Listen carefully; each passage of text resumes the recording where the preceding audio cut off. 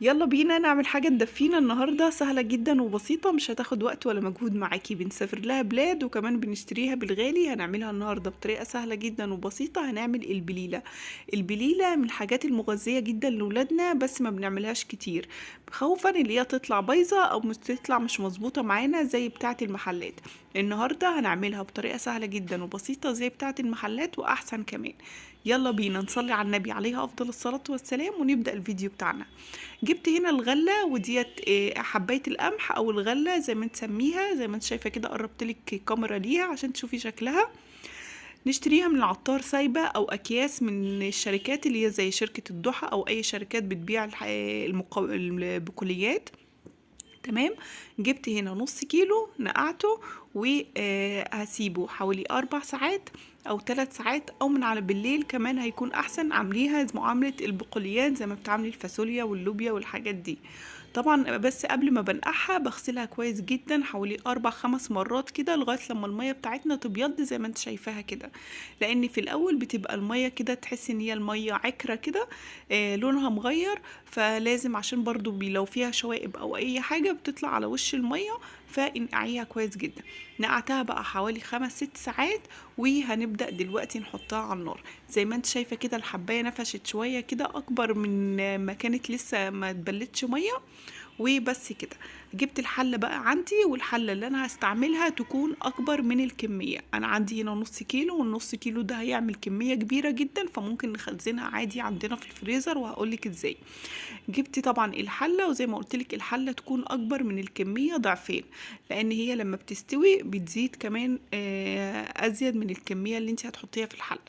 تمام. حطيتها بقى في الحلة كده، وجبت عليها ميه نظيفه. وبس كده. طبعا الميه تكون الضعف او ال3 اضعاف عادي، ما فيش اي مشكله، لان هي لسه هتستوي. ولما بتستوي بتنفش، ولما بتنفش ممكن بتشرب الميه بتاعتها. تمام. وهي طبيعي هتشرب الميه بتاعتها. ف... فطبعا تكون الميه زياده. لو احتاجت ميه بنعملها زي معامله الفول المدمس. لما بنعمل الفول بنزود كده، نحط كنكة مية او الكاتل يكون شغال على فيه مية سخنة. لو احتاجنا بنقوم مزودين المية بتاعتنا.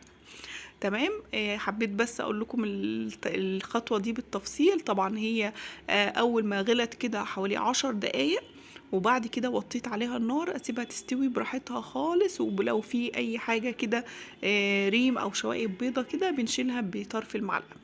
انا هعمل النهارده كنافه، بليله بالكنافه. سهله جدا بسيطه، وبنجيبها بالغالي وبجد بتبقى طعمها تحفه. طبعا لو مش عايزه الخطوه دي ما تعملهاش، مفيش اي مشكله. انا جبت كده كان عندي شويه كنافه متفرزين، فجبتهم وفرفتهم زي ما انت شفتي كده، اتفرفتت بسرعه جدا. وجبت هنا طاسه حطيت فيها الزبده او السمنه اللي انا هستخدمها، وحطيت الكنافه بتاعتي تتقلي وهتتحمر بطريقه سهله جدا وبسيطه. افضل اقلب فيها كده لغايه لما تاخد اللون البراون الحلو ده. وبس كده يبقى احنا كده حمرنا الكنافه. وممكن كمان تعينيها في علبه او في اي حاجه وقت ما تحبي تعملي البليله دي تستخدميها، مفيش اي مشكله، ولا هتطرى ولا اي حاجه. بس اهم حاجه ما تسقيهاش عسل. زي ما انت شايفة كده خدت اللون بتاعنا الحلو ده. وعشان تاخد اللون الحلو ده بسرعة لازم تحطي الطاسة وتحطي المادة الدهنية سواء الزبدة او السمنة الاول يسخنوا، وبعد كده تنزلي عليهم بالكنافة. هسيبها بقى تبرد تماما. والخطوة اللي هتخلي البليلة بتاعتنا زي الجاهزة بالظبط، وزي ما بنشتريها بتدينا قوام كده وتقلي كده وطعم حلو. معلقتين رز. معلقتين رز هغسلهم كويس جدا ونقعتهم شوية على ما البليلة تستوي 3/4 سوا. وفي اخر ربع سوا كده هنزل بمعلقتين الرز دول. بس طبعا قلبت الاول كويس جدا البليلة بتاعتي، شلت الشوائب او اي زيادة على الوش. وبعد كده هنزل بمعلقتين الرز دول حوالي ربع ساعة، واسيبها بقى تستوي براحتها تماما. لو احتاجت مية بنزود لها مية، مفيش اي مشكلة. وهسيب البليله بتاعتي تستوي تماما زي ما انت شايفه كده، ما حطيتلاش اي حاجه، هي الميه وبتستوي. وبعد كده حطيت معلقتين الرز في بعد ال3/4 سوا. كده البليله استوت عندي تماما، وزي ما انت شفتي كده شربت الميه، مش هزود لها ميه خلاص.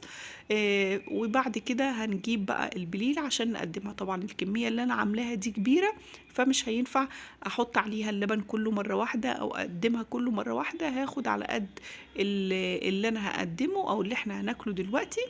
هنا خدت شوية من البليلة عليهم طبعا المية بتاعتها عشان تدينا تقل وقوام حلو كده، وحطيت هنا معلقتين كوبايتين من اللبن. عندك قشطة بقى ممكن تحطي قشطة بلدي هتديكي طعم بجد تحفة. ممكن كمان تحطي لها معلقتين كريم شانتيه خام برضه هتدينا طعم حلو قوي. هنسكرها بقى عشان هي نقدمها طبعا وهي بتكون مسكرة، فهنحط السكر بتاعنا حسب الرغبة. يعني ممكن تحطي السكر بتاعك وتدوقي، حبيتي تحطي سكر كمان مفيش اي مشكلة. تمام. طيب البليلة الباقية دي هنعمل فيها ايه؟ هحطها في اكياس واحطها في الفريزر، وقت ما احب استخدم البليلة بتاعتي هطلع كيس وبعد كده احط اللبن فيه. وزي ما انت شايفة الخطوات اللي احنا هنعملها دي، حطيت كده معلقة سمنة كبيرة او معلقة زبدة، ويا سلام بقى لو معلقة سمنة بلدي هتديكي طعم وريحة بجد تحفة. حطيت لها طبعا كيس فانيليا عشان تدينا ريحة حلوة وكمان طعم حلو. ديت الكنافة بتاعتي اللي انا حمرتها. هنجيب بقى البليلة بتاعتنا ونبدأ نقدم. طبعا ممكن تاكليها كده مفيش اي مشكلة، البليلة باللبن هتديكي طعم حلو جدا وكمان مغذية جدا جدا لولادنا.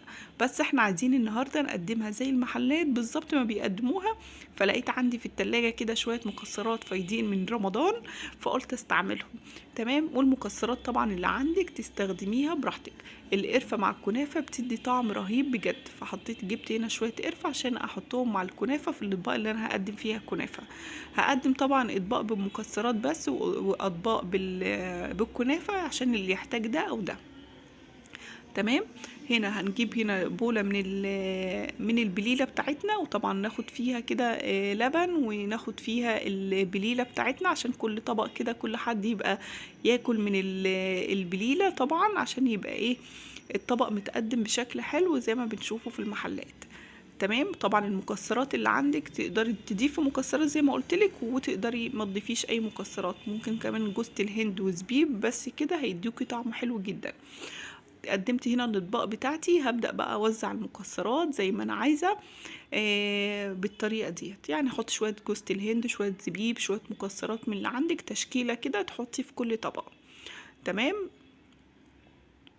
بجد جربي البليلة ديت هتعجبك جدا بجد تحفة.